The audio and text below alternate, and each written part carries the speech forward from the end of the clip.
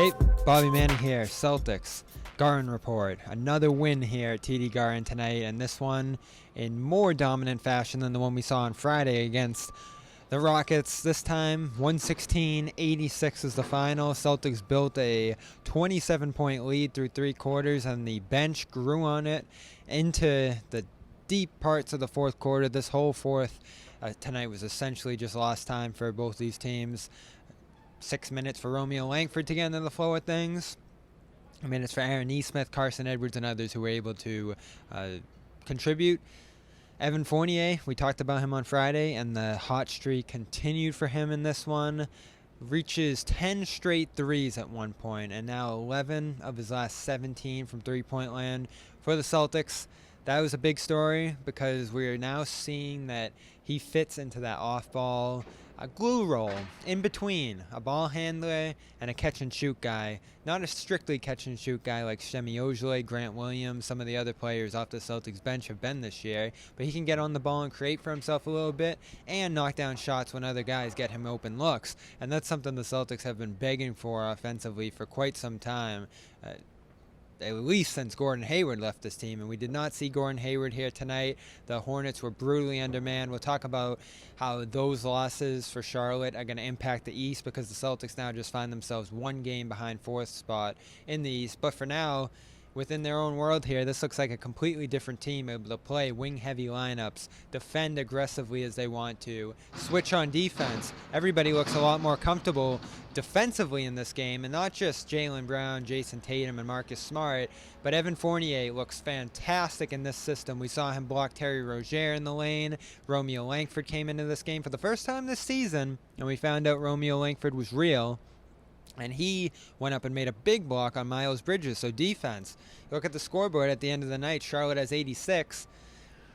That's impressive no matter who you're playing in today's game. Teams score 100 showing up, and the Celtics hold Charlotte to 40% shooting. I believe it was 36% from three. Might have been worse than that, but overall, rock-solid defensive effort, and that's 2 games in a row now that we've seen Boston play some of the best defense that they've played all year. So they're hitting their stride, and they're going to get Tristan Thompson back at some point this week.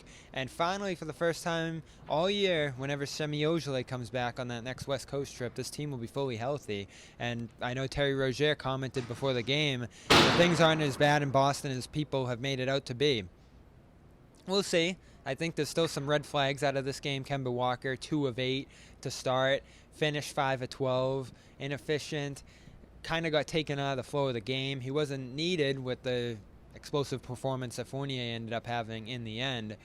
But Kemba, when he's not on the ball, when he's not the lead playmaker for this team, and he still was able to generate 6 assists at the end of the night, he can get a little deferential, probably a little too much, more than this team wants to see. Come playoff time, they're going to want him to be his usual aggressive self and stay involved. Even when Jayson Tatum gets going, Tatum hit all 5 shots that he took in the second half of this game after a 3 of 10 start in his own right. So Kemba Walker, I don't know if they could have given him some fourth quarter minutes. There's still an onus on getting him rest, keeping him right health-wise. But there's also got to be an emphasis on getting him involved, figuring out his role.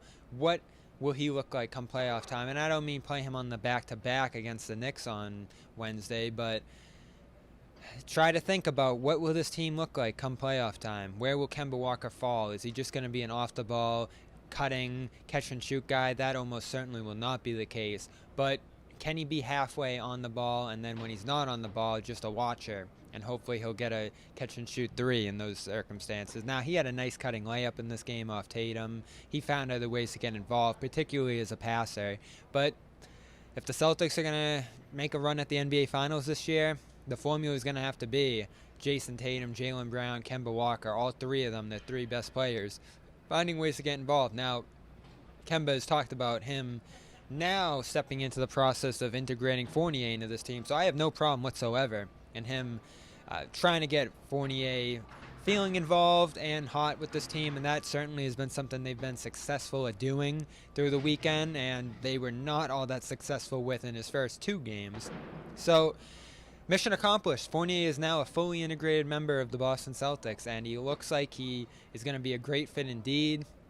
Hopefully someone that they'll be able to keep with this team long term, because he to throw that name out there again, Hayward is fitting that Hayward role of being an in-between ball handler, playmaker, underrated defender, and knocking down shots at a highly efficient rate. And we see now the kind of shooter that Fournier is with this team. So Celtics 116-86 is the score. I'm going to do a quick hit in the second half of the Garden Report here on what the Hornets losses mean for the Eastern Conference and where the Celtics shake out in it all.